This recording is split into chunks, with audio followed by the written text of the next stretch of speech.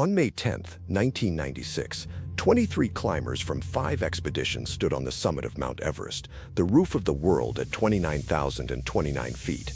They'd achieved their dream, but summiting is only halfway. Getting down alive is what matters. And that afternoon, everything went wrong. A storm that forecasters had missed slammed into the mountain with savage fury. Winds hit 100 miles per hour. Temperatures plunged to 40 below zero. Visibility dropped to zero. Climbers, already exhausted and oxygen-deprived, became disoriented. Some collapsed, others wandered off route into the void. By nightfall, 8 people were dead or dying on the mountain, trapped in what became known as the deadliest day in Everest history. Among them was Rob Hall, one of the world's most experienced guides, sitting near the summit, unable to move, freezing to death, while his wife, 7 months pregnant, listened helplessly on a satellite phone from New Zealand. This is the story of ambition, altitude, and the razor-thin line between triumph and catastrophe at 29,000 feet. The disaster was born from a perfect storm of bad decisions. 2 commercial expeditions, one led by Rob Hall, the other by Scott Fisher, were racing to the summit. Both were under pressure. Clients had paid $65,000 each for a shot at the top. Some were experienced climbers, others were wealthy amateurs whose only qualification was a checkbook. The guide set a turnaround time, 2 p.m.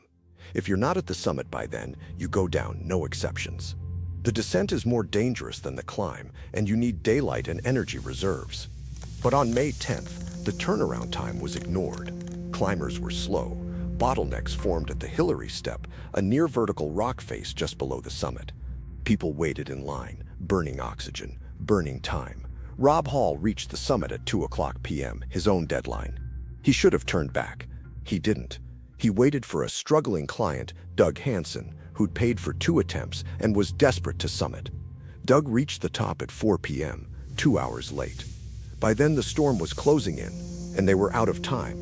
The descent became a nightmare. Exhausted climbers stumbled down in whiteout conditions, unable to see the route. Oxygen bottles ran empty. People collapsed from exhaustion and altitude sickness. Rob Hall and Doug Hansen, descending together, made it only as far as the south summit before Doug couldn't continue. He sat down in the snow and refused to move. Rob stayed with him, trying to coax him down, but Doug was beyond help, his brain swelling from altitude, his body shutting down. Meanwhile, Scott Fisher, the other guide, collapsed lower on the mountain, too weak to continue. His Sherpa guide tried to help, but couldn't move him. As night fell, temperatures dropped to lethal levels. Climbers scattered across the mountain were freezing to death. A group huddled together near the South Col, forming a human pile for warmth. Some were hallucinating, seeing hotels and rescue teams that didn't exist. One climber, Beck Weathers, a Texas pathologist, was left for dead twice, snowblind, hypothermic, his hands frozen solid. But somehow, impossibly, he staggered back to camp the next morning, a walking corpse.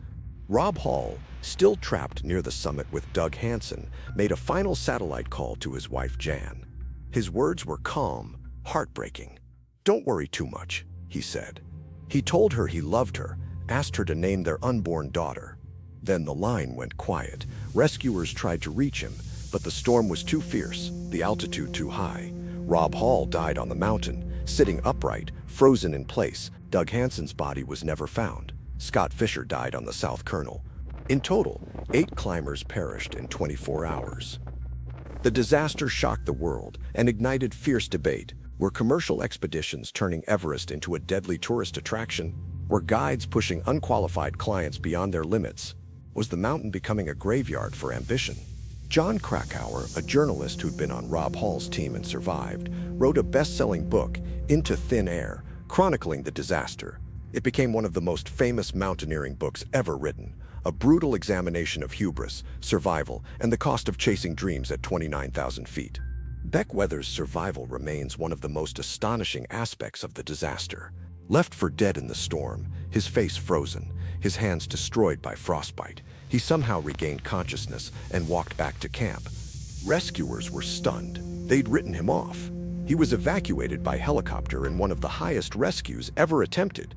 Doctors amputated his right hand, most of his left, his nose, and parts of his face. But he lived. He returned to his family, rebuilt his life, and wrote his own book. "I died on that mountain," he said, And then I came back.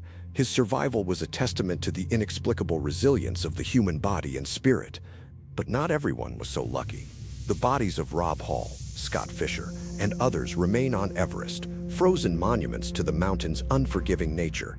Climbers still pass them on their way to the summit, reminders that Everest doesn't care about your dreams, your money, or your determination.